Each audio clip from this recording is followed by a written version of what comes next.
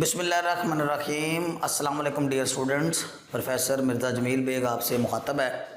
Dear students, आज हम correction के जो रूल्स हैं, यानी गलत फ़िक्रात की जो इस्लाह की जाती है, यानी correction of the incorrect sentences, उस सिलसिले की कड़ी है और 11 से 15 रूल्स आज आपको मैं उसके लिए एक्सप्लेन करूँगा। तो आइए हम देखते हैं बेटे। रूल नंबर 11 है बेटे,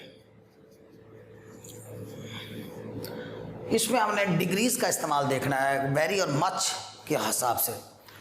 ये जो वेरी है लफ्ज़, इसका माना बेटे बहुत होता है, ये एक एडवर्ब है, और मच का माना भी बहुत होता है।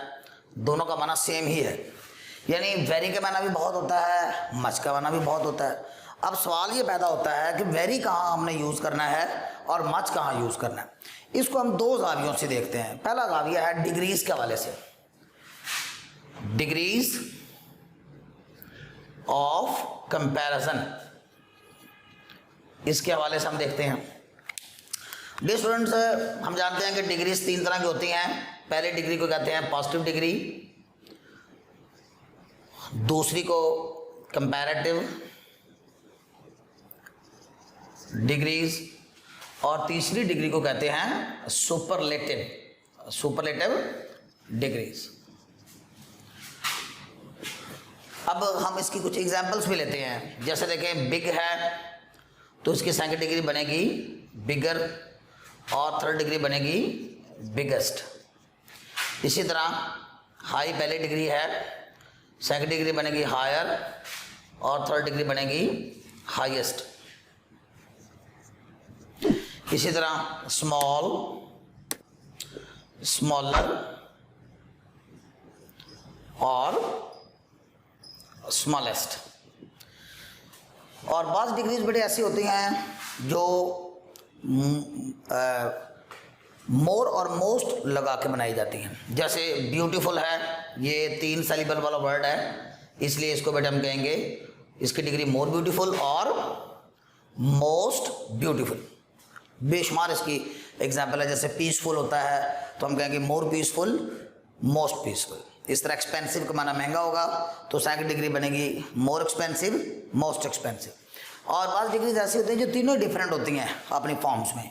जैसे ये बेटे गुड है, इसकी सेकंड डिग्री बनती है बेटर, और थर्ड डिग्री बनेगी बेस्ट। यानी चाहे तो डिग्रीज जो है वो ER लगा के सेकंड डिग्री बना लें और EST का इजाफा करके थर्ड डिग्री बना लें, चाहे ये तरीका हो, और चाहे मोर और मोस्ट वाला तरीका हो, और चाहे तीनों डिग्रीज डिफरेंट हो। रूल ये है कि अगर आप बहुत कहना चाहते हैं, यानी लफ्ज़ वेरी साथ ऐड करना चाहते हैं, तो पहली डिग्री के साथ वेरी आएगा और दूसरी डिग्री के साथ मच आएगा। This is very important. जैसे कोई चीज़ बड़ी है तो हम कहते हैं बिग, हम कहना चाहते हैं बहुत बड़ी, हम कहेंगे वेरी बिग। ऊंची है तो हम कहेंगे हाई, बहुत ऊंची हम कहेंगे वेरी हाई। इसी तरह वेरी स्मॉल, इस तरह वेरी ब्यूटीफुल, इस तरह वेरी गुड। लेकिन जब कंपैरिजन हो रहा होता है दो चीज़ों का, दो लोगों का, दो जगहों का, दो नाउन्स का आपस में कंपैरिजन जब होता है किसी खूबी या खामी के हवाले से, तो हम बेटे मच इस्तेमाल करते हैं। जैसे मच बिगर, कहीं ज़्यादा बड़ा, मच हायर, कहीं ज़्यादा बड़ा ऊंचा, मच स्मॉलर, कहीं ज़्यादा छोटा, मच मोर ब्यूटीफुल, कहीं ज़्यादा खूबसूरत, और मच बेटर, कहीं बेहतर। हम मच का इस्तेमाल सेकंड डिग्री के साथ करते हैं। आइए हम पहले गलत फ़िक्रात देखते हैं और फिर हम उनको करेक्ट करते हैं। जैसा बताते हैं, I have a much big house, मेरे पास एक बहुत बड़ा घर है। तो ये आप नोट करें बेटे, कंपैरिजन नहीं हो रहा, पॉजिटिव डिग्री इस्तेमाल की गई है, पहली डिग्री इस्तेमाल की गई है। हम मच नहीं यूज़ करेंगे, हम यूज़ करेंगे वेरी। तो मच इनकरेक्ट होगा, वेरी इसका करेक्ट होगा।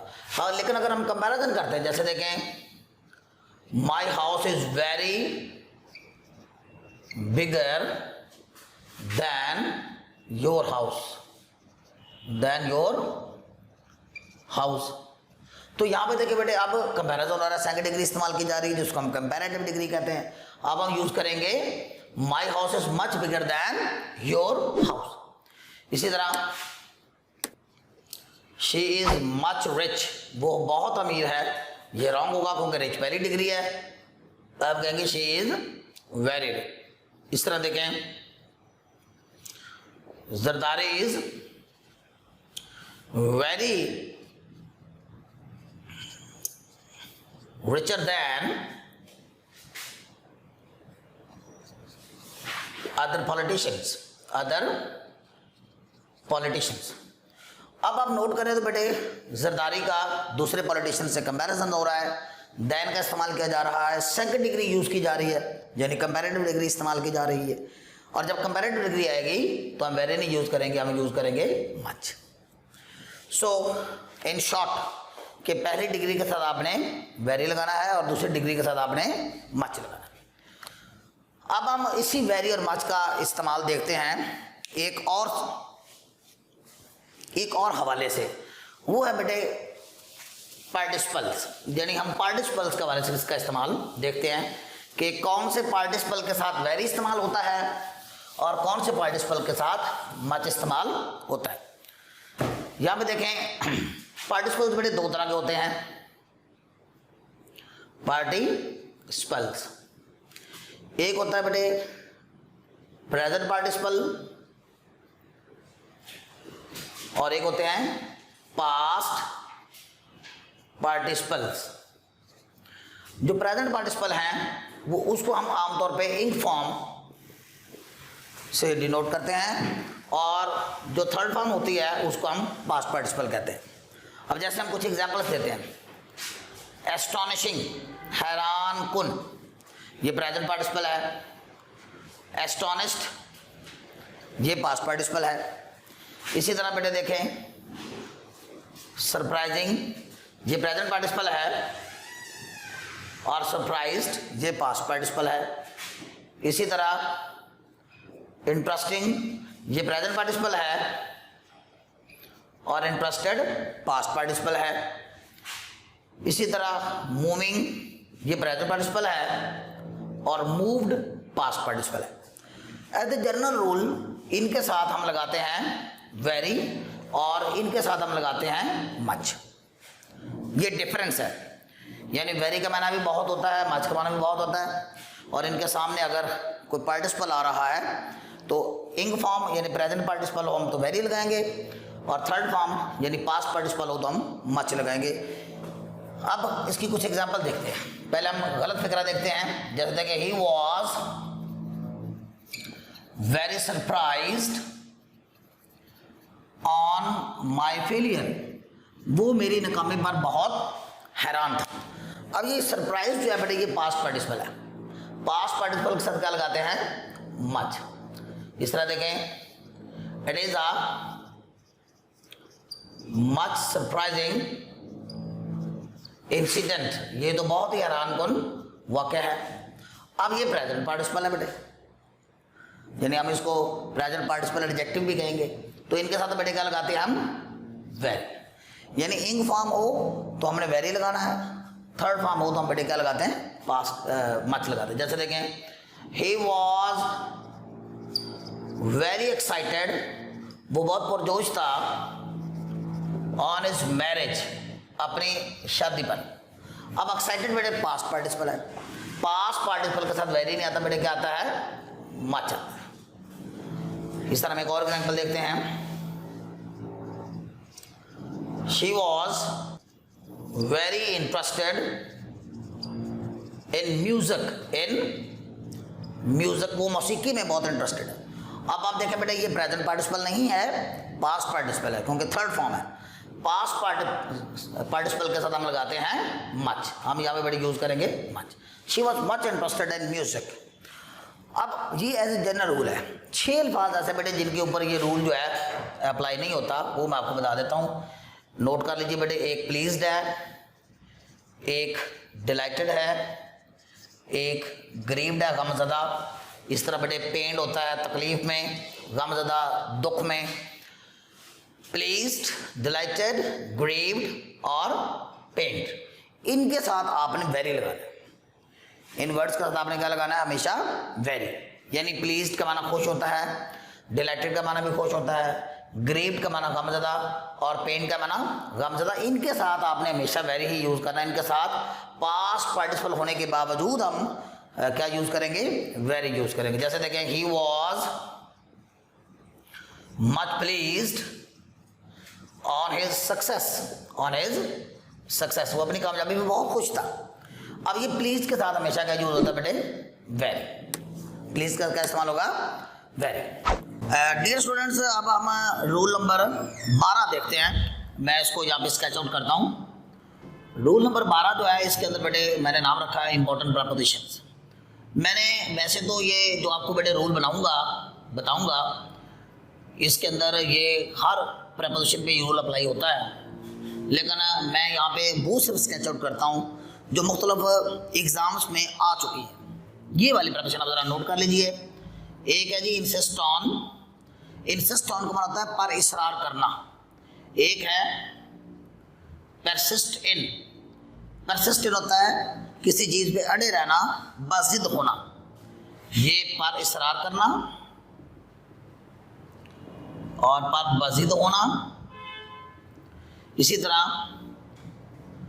कैपेबल ऑफ के काबिल होना, ये बहुत इंपॉर्टेंट है। सक्सीड इन में कामयाब होना, सक्सीड इन में कामयाब होना बहुत इंपॉर्टेंट प्रोफेशन है ये भी, सक्सीड इन। इसी तरह एम एट, मुख्तलिफ एग्जाम में आई हुई है। एम एट का मकसद रखना। इस तरह बेंट ऑन पर तुले होना, यानी कोई काम करने पर बज़िद होना, बेंट ऑन। इसी तरह हम दो प्रोफेशन और यूज़ करते हैं बेटे। प्रिवेंट फ्रॉम, इसका मन होगा से इज्तनाब करना, से परहेज़ करना। इसी तरह एब्सटेन फ्रॉम, ये भी परहेज़ करना। इसका मना से रोकना है और से परहेज़ करना, यानी insist on, persist in, capable of, succeed in, aim at, bent on, prevent from, abstain from, और एक और है refrain from। refrain from से इज्तनाब करना। all these prepositions are very important। ये मुख्तलिफ बोर्ड्स में या यूनिवर्सिटी के एग्जाम्स में ये prepositions आई हुई हैं। अब रूल क्या है, फिलहाल तो मैंने आपको इंपॉर्टेंट प्रपोजिशंस बताई हैं इस रूल के हवाले से। रूल यह है कि प्रपोजिशन के बाद अगर कोई वर्ब आएगी तो हमेशा इंग फॉर्म। प्रपोजिशन के बाद अगर वर्ब आएगी तो हमेशा उसे हम इंग फॉर्म में कर देते हैं। This is very important. अब हम इनके एग्जाम्पल देखते हैं। जैसे देखें, इंसिस्ट की मिसाल, he insisted to stay at home, उसने घर में काम करने पर ही इसरार किया। अब इंसिस्टेड के साथ प्रपोजिशन को आती है बेटे ऑन, यहाँ पे लगा हुआ है टू, हम ऑन करेंगे। जैसे हम यहाँ पे इसकी मुतलका प्रपोजिशन ऑन लगाएंगे, इसका असर इस वर्ब पे पड़ेगा और ये स्टे का हो जाएगा स्टेइंग। ये प्रपोजिशन की स्पेशलिटी होती है कि अपने बाद आने वाली वर्ब को वो जेरेंट बना देती है, यानी उसको इंग फॉर्म में तब्दील कर देती है। जैसे एक और मिसाल देते हैं, ही persisted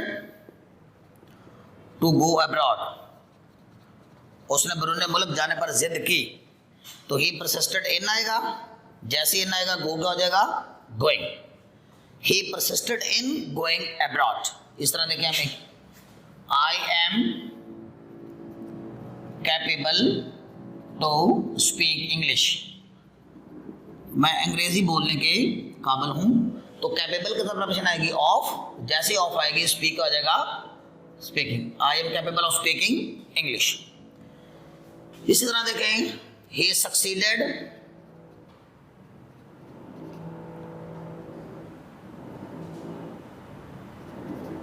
to cross the road, वो सड़क अबूर करने के काबिल हो गया। तो सक्सीडेड के साथ प्रपोजिशन आएगी इन, जैसे इन आएगा ये क्रॉस का हो जाएगा, इन फॉर्म में तब्दील हो जाएगा, बनेगा crossing. He succeeded in crossing the road. इस तरह देखें, our politicians always aim to earn money। हमारे सियासतदान हमेशा पैसा कमाने पर का मकसद रखते हैं, एम एट। तो एम के साथ जैसे ही आप ऐड करेंगे, क्योंकि एम के साथ प्रपोजिशन आती है एट, तो ये अर्न क्या हो जाएगा बेटे, earning. Always aim at earning. ये जितने भी बेटे ये वर्ड्स हैं, इनके साथ आपने तो इसकी मतलब का प्रपोजिशन एडजस्ट करनी होती है। और फिर जो रूल है वो ये है कि प्रपोजिशन के बाद आने वाली जो वर्ब है वो इन फॉर्म में आएगी। जैसे देखें, he prevented me to go there। उसने मुझे वहां जाने से रोका। he prevented me to go there। तो प्रेजेंट प्रपोजिशन आती है फ्रॉम। जैसे ही हम फ्रॉम करेंगे ये गो हो जाएगा गोइंग, गो हो जाएगा गोइंग। इस तरह बेटे डियर स्टूडेंट्स एक और एग्जांपल देख लेते हैं। रिफ्रेन फ्रॉम, जैसे you should refrain to smoke. आपको सिगरेट नोशी करने से परहेज करना चाहिए। तो रिफ्रेन के साथ आएगा बेटे फ्रॉम, स्मोक क्या हो जाएगा, जेरेंड बन जाएगा, यानी इंग फॉर्म बन जाएगा स्मोकिंग। सो ये रूल बेटे दोबारा ब्रीफिंग देता हूं कि प्रपोजिशन के बाद हमेशा अगर कोई वर्ब आएगी तो हमेशा इंग फॉर्म में आएगी। This is very important. अब हम रूल नंबर 12 हो गया बेटा, अब रूल नंबर 13 देखते हैं। रूल नंबर 13 जो है ये भी अक्सर व बेशतर मुख्तलिफ एग्जाम्स में इसके बारे में अक्सर सेंटेंस जो है कोई ना कोई वो दिया जाता है जो कि इनकरेक्ट होता है। तो आइए देखते हैं। रूल नंबर 13 है बेटे कि ये कंपैरिजन के हवाले से है कि अगर किसी जुमले में कंपैरिजन हो रहा हो दैन एनी के हवाले से, दैन एनी के हवाले से कंपैरिजन हो रहा हो, तो दैन एनी के साथ अदर आएगा, अदर आता है। लेकिन अगर ऑल के जरिए कंपैरिजन हो रहा हो, यानी दैन एनी के जरिए कंपैरिजन हो रहा तो अदर आएगा। मगर ऑल के साथ, ऑल के जरिए कंपैरिजन हो तो अदर नहीं आता, अदर नहीं आता। अब हम इसकी कुछ एग्जांपल्स देते हैं। जैसे देखें, the Punjab is larger than, the Punjab is larger than any province of Pakistan.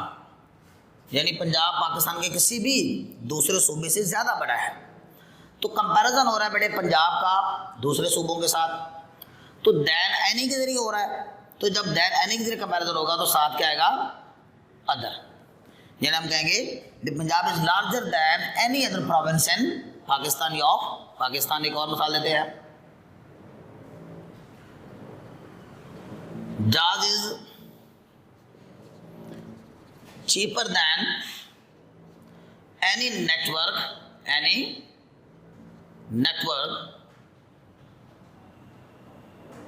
in Lahore। ये हमने एक एग्जांपल दिया है।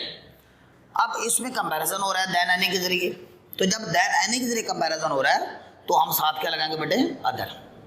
पॉइंट टू बी नोटेड कि Jazz is cheaper than any other network in Lahore. अब ऑल के जरिए कंपैरिजन हो रहा हो तो हम अदर नहीं लगाएंगे। जैसे देखें, सचिन तेंदुलकर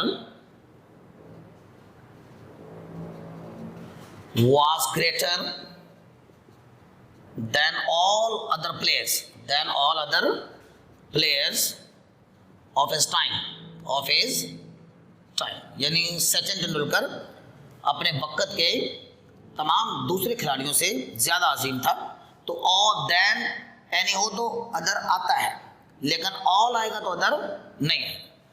सो हम कहेंगे Sachin Tendulkar was greater than all the players of his time. तो देन एनी के साथ अदर आता है, लेकिन ऑल के साथ अदर नहीं आता। जैसे हम एक और एग्जांपल देते हैं, this room is smaller than any room in this building. यानी ये कमरा इस इमारत के किसी भी कमरे से ज्यादा छोटा है। तो than any आ रहा है, तो than any आएगा तो हम बेटे साथ क्या लगाएंगे, अदर। सो than any के साथ बेटे कंपैरिजन हो रहा हो तो हम साथ अदर लगाते हैं, लेकिन ऑल के जरिए कंपैरिजन हो रहा हो तो हम अदर नहीं लगाते। रूल नंबर 14, यहाँ पे मैं कुछ वर्ड्स बेटे लिखता हूँ। इन वर्ड्स के बाद जो है स्पेशलिटी ये है कि इनके बाद इन्फिनेटिव नहीं आता बल्कि वर्ब की फर्स्ट फॉर्म आती है। इन्फिनेटिव क्या होता है और वर्ब की फर्स्ट फॉर्म क्या होती है, ये मैं दौरान रूल आपको एक्सप्लेन करूँगा। ये वर्ड्स बेटे आप नोट कर लें। एक वर्ड है हैड बेटर। हैड बेटर का माना होता है बेहतर है के या बेहतर था के। हैड बेटर, बेहतर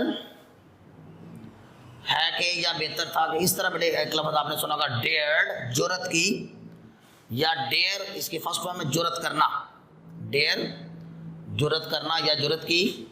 इसी तरह बेटे देखते हैं वुड रादर, और उसके साथ बेटा कॉम्बिनेशन के तौर पे दैन इस्तेमाल किया जाता है। ये इसका कंजंक्शन है।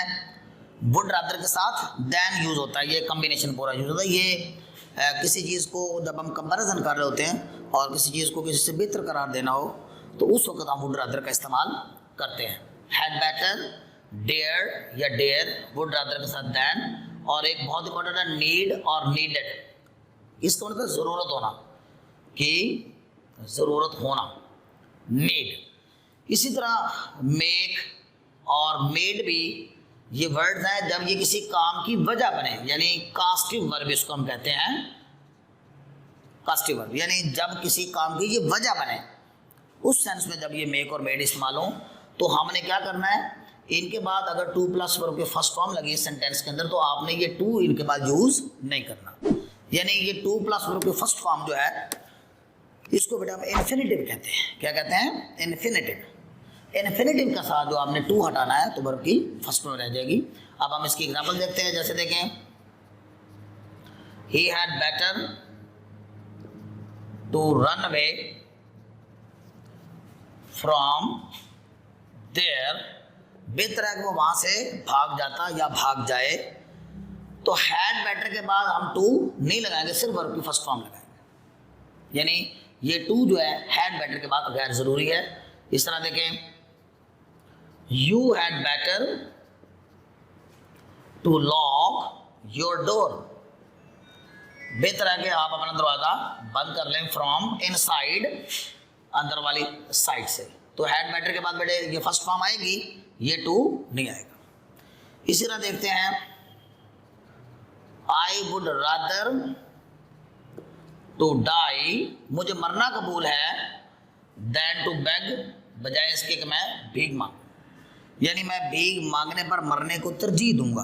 हैड बेटर जब इस सेंस में इस्तेमाल होता है तो ये टू नहीं आता, और ये देन के बाद भी टू नहीं आता। इसी तरह हम देखते हैं, you need not to feel worried about me, feel worried about me, आपको मेरे हवाले से परेशान होने की जरूरत नहीं है। तो इस लिस्ट में नीड और नीडेड भी शामिल है। तो नीड नॉट के बाद भी हम टू नहीं लगाते। इस तरह देखें, he needed not to abuse her, उसे उसको गाली देने की जरूरत नहीं थी। तो नीडेड नॉट के बाद भी टू नहीं आएगा, सिर्फ फर्स्ट फॉर्म आएगी। इसी तरह बेटे ये डेयर है जुर्रत करना, इसके बाद भी हम नहीं लगाते। जैसे हाउ डेयर यू, आपकी जुर्रत कैसे हुई टू टच मी, कि आप मुझे छुएं। How dare you to touch me, so how dare you के बाद भी हम टू नहीं लगाएंगे। सो ये वर्ड्स बेटे आप ध्यान में रखें जिनके बाद हमने सिर्फ वर्ब के फर्स्ट फॉर्म लगानी है, टू नहीं लगाना। अब हम मेक और मेड जो है जब किसी काम की वजह बनने के सेंस में इस्तेमाल हो तो फिर भी टू नहीं लगाते। जैसे देखें, he made me sit, he made me to sit, उसने मुझे बिठाया इन द ऑफिस, ऑफिस में। तो ये ही मेड यानी वो बैठा नहीं बल्कि बिठाया, ही मेड मी सिट, ये टू नहीं आएगा। तो जब किसी काम की आप वजह बनते हैं उस वक्त बेटे हम ये इस्तेमाल नहीं करते। जैसे कि मतलब she made us to laugh, उसने हमें हंसाया with her jokes, with her jokes, अपने लताइफ से, अपने लतीफ़ों से, तो हंसाने का बायस बनी है। तो इस वास्ते बेटे मेड इस्तेमाल हुआ है, ये फर्स्ट फॉर्म आएगी लेकिन ये टू नहीं आएगा। सो आप इन पॉइंट्स को बेटे नोट कीजिए, इन वर्ड्स को नोट कीजिए कि इन वर्ड्स के बाद आपने वर्ब की फर्स्ट फॉर्म यूज़ करनी है, इनके बाद आपने टू इस्तेमाल नहीं करना। अब हम रूल नंबर 15 देखते हैं। सिंपल सा रूल है बेटे, रूल नंबर 15। ये तरतीब बेटे मैं आपको बता दूं कि मैंने खुद से लगाई है स्टूडेंट्स की गाइडेंस के लिए, क्योंकि फिर मैंने उनके प्रैक्टिस पेजेस भी तरतीब दिए हुए हैं। 1 से लेकर 5 रूल्स अगर करवाए हैं तो उसका प्रैक्टिस पेज दस्तयाब है। 6 से लेकर 10 रूल्स अगर करवाए हैं तो उसका पेज दस्तयाब है। 11 से 15 समझा रहे हैं तो इसका इन रूल्स का प्रैक्टिस पेज दस्तयाब होगा। रूल नंबर 15 जो है वो है बेटे कि प्रेजेंट इंडेफिनिट का सेंटेंस हो तो हम उसमें जानते हैं बेटे कि हम जब इंट्रोगेटिव सेंटेंस बनाते हैं तो उसमें हमने डू डज लाजमी लगाना है। क्या लगाना है? डू या डज। इसी तरह अगर पास्ट इंडेफिनिट का सेंटेंस होगा तो उसमें हम डिड लाजमी लगाते हैं। इनके बगैर जुमला जो है वो सवालिया नहीं बनता, यानी इंट्रोगेटिव नहीं बनता। कोई भी क्वेश्चन वर्ड आ जाए शुरू में, जैसे व्हाट है, वेयर है, वाई है, व्हेन है, हाउ है, हाउ मैनी है, हाउ मच है, हाउ लॉन्ग है, हाउ फार है, तो इन सब के साथ हमने प्रेजेंट का फिक्र हो तो डू डज लगाते हैं, अगर पास्ट का फिक्र हो तो हम डिड लगाते हैं। पहले हम गलत फिक्रा लिखते हैं, जैसे देखें हाउ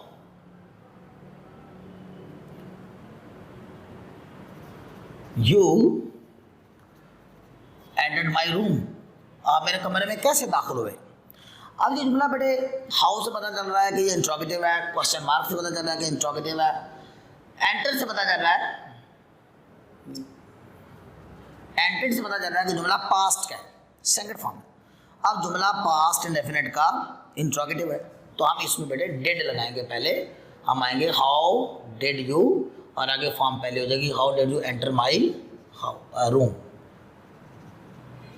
इस तरह में एक और बता देते हैं, Why you went there without permission, आप इजाजत के बगैर वहां क्यों गए। अब जुमला बेटे पास्ट का है, कैसे पता चल रहा है? सेकंड फॉर्म से। सेकंड फॉर्म ये जाहिर करती है कि जुमला पास्ट का है, पास्ट इंडेफिनिट का है, और ये चूंकि इंट्रोगेटिव भी है तो हम यूज करेंगे Why did you go। जब डिड यूज होगा यहां पर तो आगे फॉर्म पहले हो जाएगी Why did you go there without permission, without permission। इस तरह कौन देते हैं, ये एग्जाम में आया हुआ है, how you manage to pass the test, आपने टेस्ट कैसे पास कर लिया।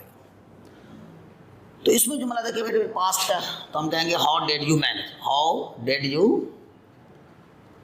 Manage to pass the test. ये देखिए बेटे डिटेल्स इस्तेमाल और आगे फॉर्म पहले इस्तेमाल होगी। डियर स्टूडेंट्स, इसके साथ हमारा आज का लेक्चर क्लोज होता है। इसमें मैं आपको 5 रूल्स बेटे 11 से लेकर 15 तक करेक्शन के हवाले से समझाए हैं, यानी इनकरेक्ट फिक्रात आपको जब दिए जाते हैं तो आपने on the basis of these rules जो है वो आपको फैसिलिटेट करेंगे कि आपने जुमला कैसे करेक्ट करना है। याद रखिए कि बेटे इन रूल्स को पढ़िए, इनको सीखिए और इनकी प्रैक्टिस ज़रूर कीजिए, क्योंकि प्रैक्टिस से आपको इसकी स्किल जो है वो बेहतर तौर पर आएगी।